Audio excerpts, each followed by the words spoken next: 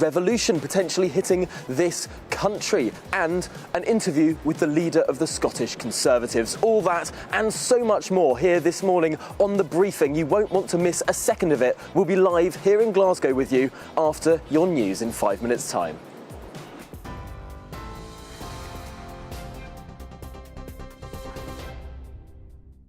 Well, good morning, I'm Rosie Wright. Let's get you up to date with the news at 9 o'clock.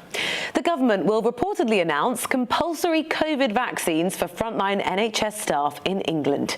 It's understood that employers will be given a spring deadline for both doses. Around 100,000 NHS workers haven't had their first jab. Care home workers in England have already been told they must be fully vaccinated by this Thursday. The Prime Minister is under increasing pressure to apologise for the Tory SLEAZE row. Boris Johnson, who visited Northumberland yesterday, reportedly returned to London before a debate in the Commons had finished, but decided not to take part. Cabinet Minister Stephen Barclay told MPs attempting to change standards rules to prevent Owen Paterson from being suspended was a mistake. My message to Boris Johnson is apologise for what you've done wrong and work with us to put it right again. This is something that could bring the whole of the House of Commons together. The vast majority of us want a system that the public can have confidence in. It's the Prime Minister whose disregard for the rules is poisoning the well right now, and we really need to come together to put this right. A man who spent more than 2 days trapped in a cave is said to be doing remarkably well. The experienced caver was in the Brecon Beacons when he fell on Saturday, suffering what's thought to be a broken jaw, leg and spinal injuries. His ordeal lasted 54 hours. Teams of people worked in shifts to bring him to the surface. More than 240 people were involved in the operation. Tensions are rising on the Poland-Belarus border, where thousands of migrants are gathering. It comes a day after hundreds of people broke through barriers and illegally entered Poland. Polish security forces described the influx of migrants as a coordinated attempt to massively enter the territory, accusing the Belarusian government of launching hybrid attacks against the country. The government will invest more than £200 million into small nuclear reactor research as part of plans to hit net zero targets.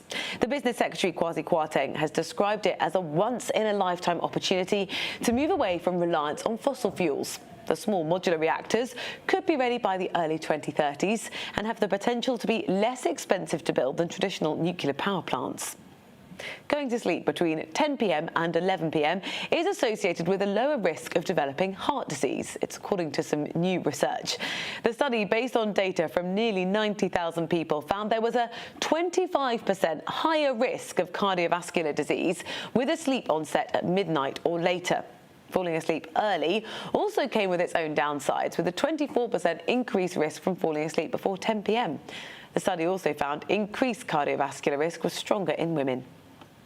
England and Manchester United striker Marcus Rashford is going to be awarded an MBE by the Duke of Cambridge. The 24-year-old's being recognised for his campaign last summer to ensure that no child in need went hungry. It resulted in the government changing policy over its free school meal vouchers during lockdown. You are up to date. I'll be back with your headlines in half an hour. For now, let's go back to Glasgow for the briefing with Tom.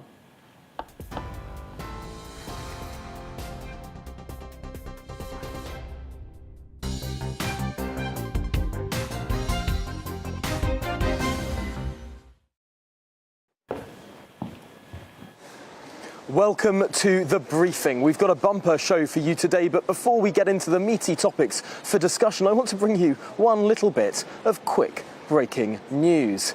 And that's that it's been revealed that the leader of Brighton and Hove City Council, the Green Party politician who leads that council, has apologised after flying to COP26. Yes, even the Green politicians are flying into the city in which I am now standing. A quite remarkable story revealed by some brilliant local journalism down in Brighton. Well, going a little bit more international now, there is a migrant crisis brewing on the borders of Europe. Poland has accused its neighbour Belarus of hostile activity after having hundreds of migrants pushed to its border. For much more on this, Colin Brazier has been looking at the story. The setting of this manufactured migrant crisis is the shared border between Poland and Belarus. The EU has accused the Belarusian leader Alexander Lukashenko of facilitating an influx of migrants into Poland, Lithuania and Latvia in retaliation against sanctions. Hundreds have already attempted to cross the border into Poland, but while the country has closed its borders this morning, thousands are expected to arrive in the coming days. As I say, GB News presenter Colin Brazier shows us some of the footage of the border crisis. This side of the wire fence is EU and NATO territory. The other belongs to Belarus. The man with the shovel doesn't care whose frontier it is. He just wants to get to Western Europe, and if that means threatening a Polish border guard, so be it. Elsewhere on the 250-mile-long border, but still on the Polish side, and when people talk about hybrid warfare, this is what they mean. The Poles have guns, but the shooting that really matters here is done by smartphone. This is a propaganda war. The Belarusians, the men in balaclavas and green, are chaperoning migrants to the fence in search of weak points. They want to present what's happening here as a humanitarian crisis. At least 7 migrants may have died on this border, and present the Poles as the villains of the peace, unfeeling in the face of wailing women and children. But the Poles are having none of it.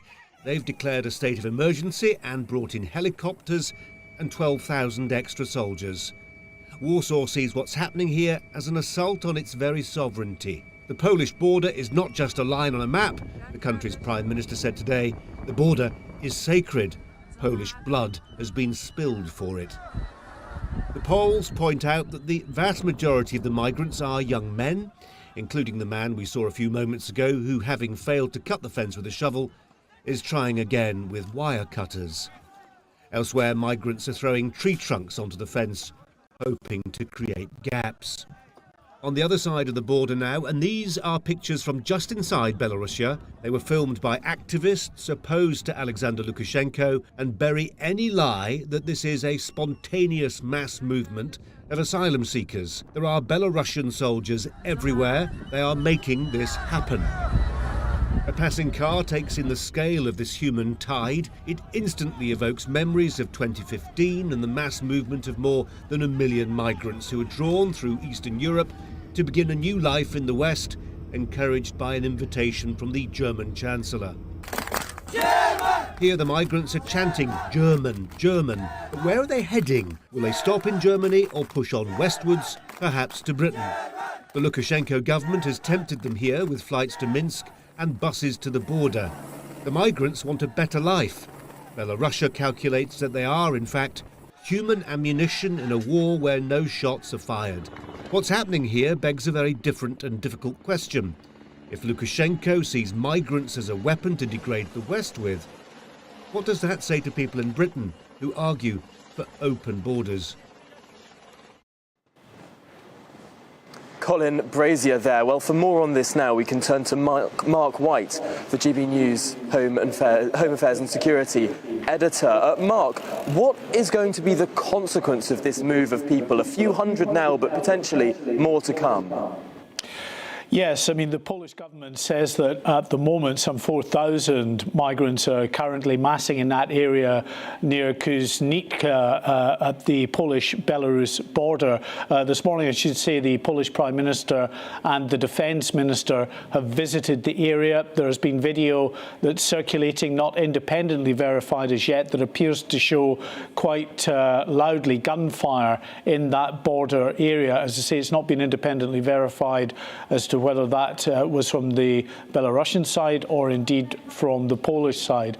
But all through this, as I say, the Belarusian government are being accused of manufacturing this crisis, of effectively inviting migrants to take visas, come over to Belarus as a way of getting an easy trip down to and into the European Union. It's been going on, rumbling at low level, really, for the last few months, but it really has come to a head now as the Polish government has decided it's had enough. It's fortified its borders. It's passed laws empowering those troops on the border to refuse entry entry to anyone at the border claiming asylum or not, and to push them back over the border towards Belarus. But of course, what is happening is that the Belarusian military, apparently having shepherded these people down from the capital Minsk towards the Polish border,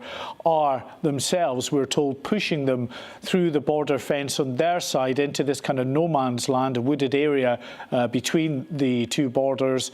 They're not being allowed to cross into Poland, but the Belarusian military are not allowing them to cross back into Belarus either. So they're stuck in the middle, and the numbers are growing because although they're not allowing people to come back into Belarus, they are, we're told, continuing to funnel people in en masse into this area. Does the Belarusian state have to gain from inviting all of these migrants into their country, only then to push them on? Is this simply to antagonise Europe, to antagonise Poland, countries that it's found itself against in recent years? Absolutely what the European Union, NATO is also saying, that this is Alexander Lukashenko, the autocrat in charge of Belarus, getting his revenge for those sanctions imposed by the European Union, by the UK and by the US following the disputed elections last year and his brutal crackdown on opposition figures and protests in that country.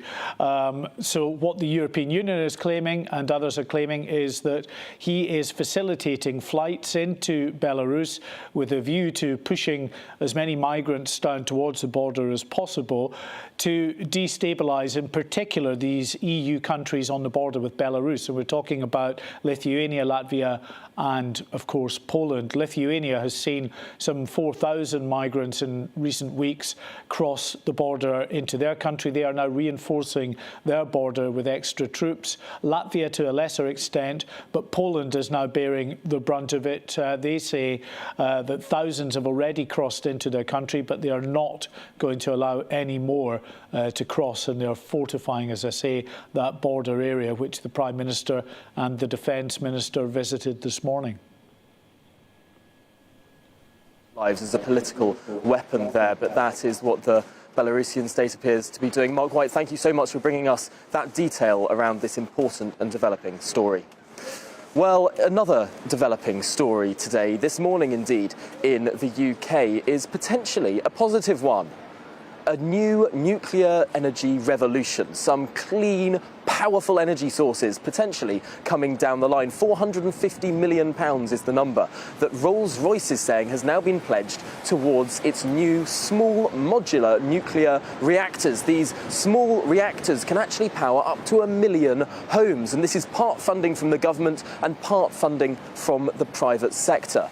Well, it's a really interesting story, and one that I'm delighted we can explore in more depth now with Tom GREATREX, the CEO of the Nuclear Industry Association. Welcome to the programme. Tom, is this really a big step change in how we're approaching nuclear as a country? I think it is. It's the next stage to developing modular reactors, which can be built in factories and therefore much simpler to develop, and that are suitable for sites suitable for larger nuclear. We need a lot of nuclear power alongside other low carbon sources of power if we're going to get to net zero and to secure and make sure we've got a reliable, secure supply of electricity. So nuclear is an important part of that, and this is a way of being able to develop UK reactor design and be able to utilise it. I have to say, I've been at COP for over a week now, and interestingly, there are some people walking around the conference centre wearing net zero needs nuclear t-shirts. There seems to be a bit of a move in the direction of nuclear power, and I wonder to what extent those old complaints that actually environmental activists used to promote, and the more extreme sides of the environmental movement still promote today, to what extent are those sort of melting away in the face of the brutal reality that solar and wind may well be very green, but they're also pretty unreliable? Well, look, you need to have a mix of sources, and the thing that nuclear provides is completely zero emissions power, but in a way where it doesn't matter what the weather is. It delivers 24/7, 365 days a year. And that's a very important part of the mix. I think what we've seen in COP and around COP and around the discussions around it from governments, from the UN, from increasing number of climate scientists, and as you've rightly said, from activists who I know have been in Glasgow this week that are very, very supportive of nuclear as being part of that solution. I think it's very hard to see how you can get to net zero or to decarbonise a power supply without nuclear being part of it. And in the UK context, being able to do that in a way which generates jobs and growth and economic activity in the UK and an export potential is something that the SMR announcement from Rolls-Royce today is an important part of. And let's just talk through some of these numbers now. I believe it costs around £2 billion to create from scratch, and about almost a decade to build these small modular reactors. So we're not quite there in terms of the funding for even one yet. This is sort of seed funding for designs. But if we are able to create a number of these small modular reactors, that could power millions and millions of homes. Yeah, I mean, the important point today is about funding, and it's really significant. There's a significant amount of private sector funding that's gone into this to get to the point of getting the reactor design through its design approval process to then be delivered. And it's not that it takes 10 years to build each one. The 10-year time frame is the process from going through all of the approvals and getting the first electricity delivered. If everybody works away at these things in the next period. But then you can produce again and again through a factory, and you can produce a couple of these a year. So it enables us to accelerate to meet the net zero 2035 decarbonisation target for the power supply. And as you rightly say, they can produce a lot of electricity from a relatively small site. And you can use that directly for electricity into the grid, but also increasingly, you'll have heard at COP, people talking about hydrogen replacing gas in heating, various different things that are being looked at. If you're going to have hydrogen, you need to produce the hydrogen. The best way of producing it is through electrolysis, which means you need a lot of electricity. There's not very much point doing that if you're going to use fossil fuel power to produce the hydrogen. So nuclear has a part to play in providing the hydrogen, which may well be a part of the future mix as well. No, really fascinating how that 10-year time frame is only for the first one, really, and then the rest can sort of snowball in effect. That's a really positive story that I don't think has been discussed enough. One final question here. I'm standing in Scotland, of course, where COP26 is being hosted. The Scottish Government currently has a ban on new nuclear power being built, new power stations of a nuclear variety being built in Scotland. Is there any chance that that will change anytime soon? Well, the Scottish Government's most recent documents sort of leave the door open a bit in terms of advanced reactors, so that may well change. But the reality in Scotland is, if you were there on COP on Tuesday when David Attenborough was speaking and Joe Biden was speaking, 75% of the electricity in the south of Scotland was coming from nuclear. So the nuclear power stations in Scotland enable Scotland to have the cleanest bit of the grid in the whole of the UK at the moment. It's a combination of the wind and the nuclear that's done that. Those nuclear power stations will close soon, and at the moment there isn't anything in place to replace them, and so we'll probably see emissions in Scotland going up, which seems to me to be quite different from where the Scottish Government say they want to get to. Entirely counterproductive. Let's hope that that ban is lifted. Well, Tom GREATREX, thank you very much for joining me this morning on The Briefing, CEO, of course, of the Nuclear Industries Association. Well, another story that has been rumbling along through the week, but I still believe has not had enough coverage on other channels, is, of course, our COVID story. Now, the cases in the UK, the cases in England specifically, have fallen by 31% since their peak in October. And yet, despite all the good news in the data, in the reporting, it's been a very different story, not just from the media, but also from the Chief Executive of NHS England. The Chief Exec of NHS England, Amanda Pritchard, who yesterday claimed that a startling figure that 14 times more people were in hospital with COVID this year, now, compared to last year. Well, it turns out that's not true. Not true at all. Not even close to the truth. There were more people in hospital with COVID this time last year than this year, quite evidently. Well, why on earth did she make that claim? How did she get to making that claim? And why did the supine media start running it relatively uncritically? Well, I'm delighted to be saying that we can be joined now by Christopher Snowdon, Head of Lifestyle Economics at the IEA and COVID Watcher Supremo. Why on earth, Chris, did Amanda Pritchard make this claim? Well, she said since, because she has kind of not quite apologised, but she has said she misspoke. She now claims that she was actually comparing August this year to August 2020. Now, in August 2020, there were very, very few people in hospital with COVID, the lowest number since the pandemic had began, around about 500. There are currently 7,000 patients in hospital with COVID. In August this year, there were roughly 6,000 or 7,000. So I'll pick either of those 2 months this year, and you've got 14 times more. But why would anyone compare August to August? And why would you say this time last year? Her exact words were "this time last year," and now she says she's comparing August to August. She also claims in her kind of half-baked excuse / apology that she only has figures for August. She doesn't have any more recent hospitalization figures. The hospitalization figures are published every day at 4 p.m.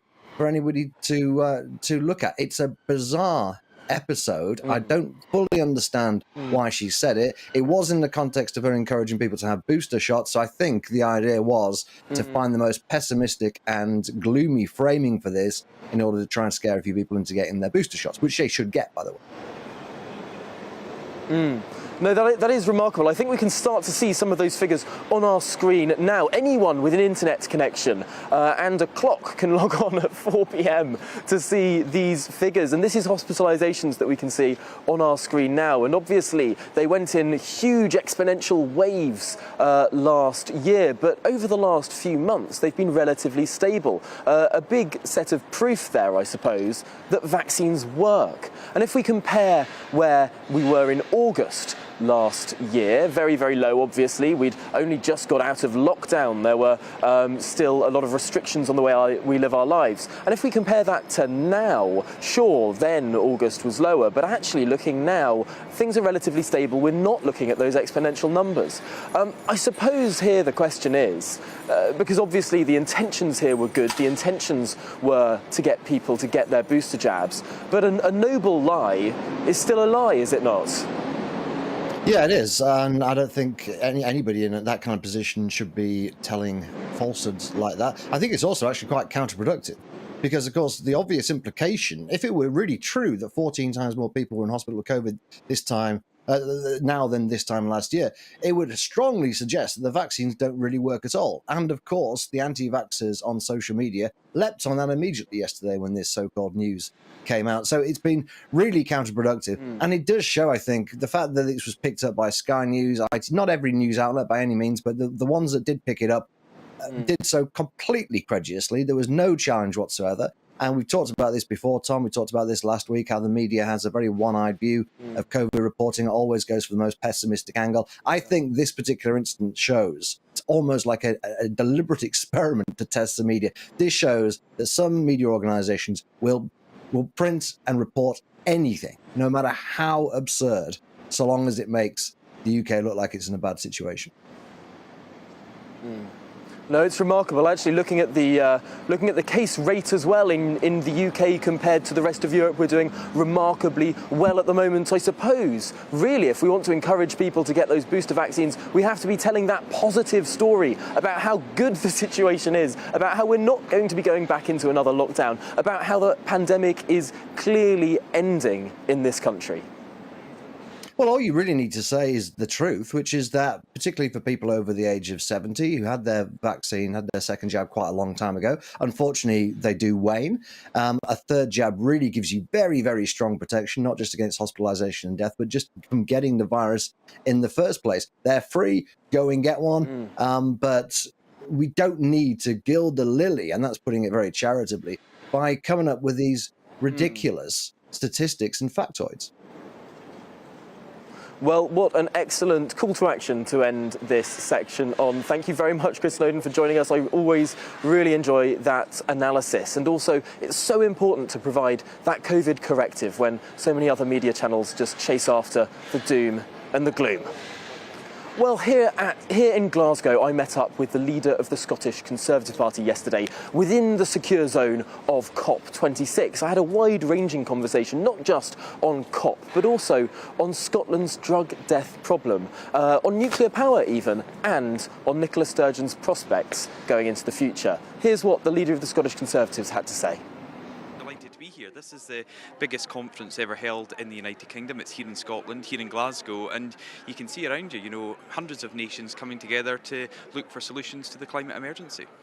It's certainly true that the UK has done a lot more than many other countries when it comes to reducing CO2 emissions, more than any other country in the G20 in the last 30 years. However, there are some black marks that the media is dragging up against this government. I'm talking about a coal field in Cumbria and a potential oil field in Cambo. Where do the Scottish Conservatives stand on them both? Well, looking at Cambo, that's a huge issue here in Scotland, and just look at the hundreds of thousands of people employed in Scotland and across the UK in the oil and gas industry. Now, we all want to see a just transition from oil and gas, but at the moment, while there is still demand, then it's better to source that in and around the waters around the United Kingdom rather than importing it, because that is going to have a greater carbon footprint. So that's why we support the ongoing exploration in the Cambo oil field, and it's, I think, a bit disingenuous of people like Nicola Sturgeon and others to say we should review this. You either support the oil and gas industry at the moment or you don't, and it seems here in Scotland that Nicola Sturgeon is now siding with her Green colleagues in government rather than the tens and hundreds of thousands of jobs here in Scotland that rely on oil and gas. Nicola Sturgeon calling for a review, not wanting to object it outright, sort of standing in both camps there. The Prime Minister of the United Kingdom, however, saying it's not his decision, saying it's an independent regulatory decision. That's a bit of a cop-out, isn't it? Well, no, it's not, and obviously this decision goes back some time as well. I think Nicola Sturgeon calling for a review, we all remember Nicola Sturgeon telling us just a few years ago that it was Scotland's oil, and if we became an independent nation in 2014, we would pay for all of our services from the revenues from oil and gas. But now she seems to be turning her back in the industry, and I think that's very dangerous for Scotland. Does that really undermine the case for Scottish independence, though? The case as it existed, so reliant on those oil revenues, and now potentially none of those revenues coming down the track at all. Well, absolutely. I mean, the white paper that the SNP brought forward in 2014 suggested oil would be over $100 a barrel, and that was going to, as I say, pay for all our public services. That's clearly not the case anymore, and once again, the facts behind independence and separating Scotland from the rest of the United Kingdom don't bear scrutiny. There are no answers to the questions to Nicola Sturgeon and others who support independence about how we would pay for our services if we were to ever separate from the rest of the United Kingdom. Now, we're hearing some news this week about new nuclear power stations, potentially small modular reactors, cheap reactors that could power millions of homes. The Scottish Government has banned new nuclear in Scotland. Is that a mistake? Well, we've always said we have to have a mix of energy sources, and that's the right approach to take. And taking a very particular view on nuclear, I think, is shutting the door to potential forms of energy that may be crucial as we look to decarbonise and see less energy coming from coal, for example.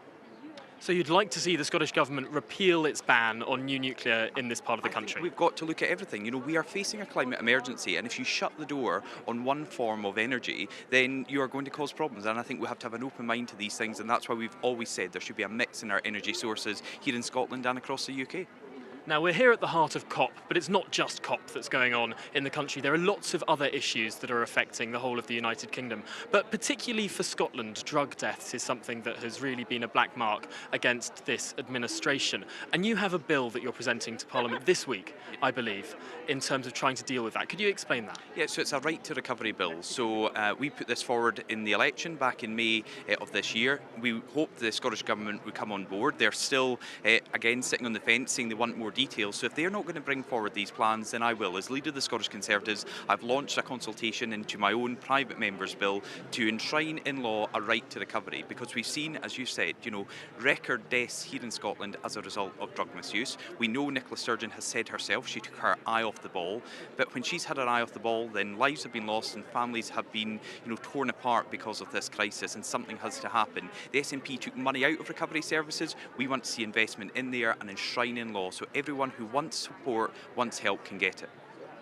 There is something that the Scottish Government is trying to do with regard to, as the Scottish Conservatives have been saying, go some way to decriminalise, to treat more drugs as a health issue rather than a criminal issue. Doesn't that sound like a good idea? Well, I agree it's a public health issue, but that doesn't mean you have to decriminalise potentially very dangerous drugs to deal with it as a public health issue. And I'm very concerned what it means about policing, what it means about ensuring those who deal in drugs are properly held to account for that and are charged and are go through the justice system. If we decriminalise drugs, as is being suggested, it opens up a whole can of worms that I think is a very dangerous precedent to set.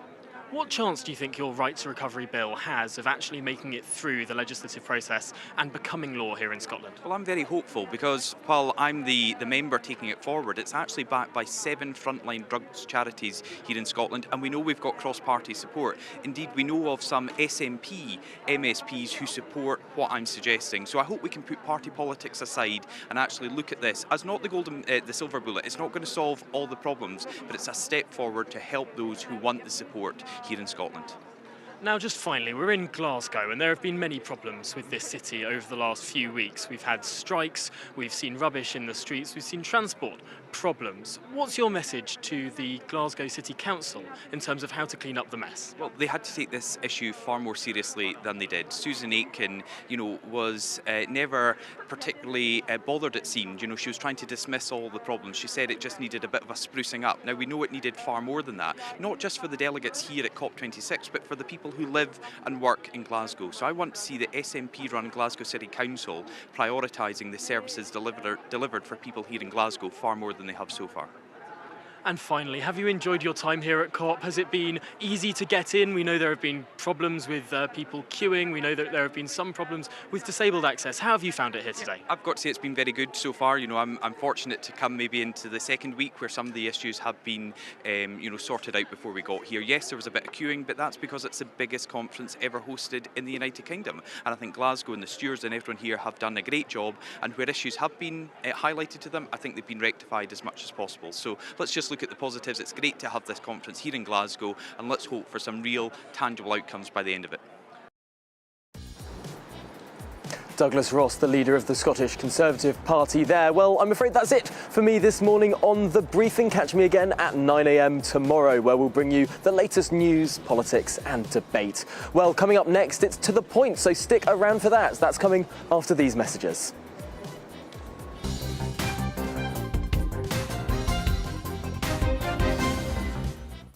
You're watching GB News live across the UK and the world on our digital stream. GB News is Britain's news channel. We are the UK's home of discussion and debate from all perspectives. We are here for you. Don't forget to join our YouTube community by clicking on that subscribe button.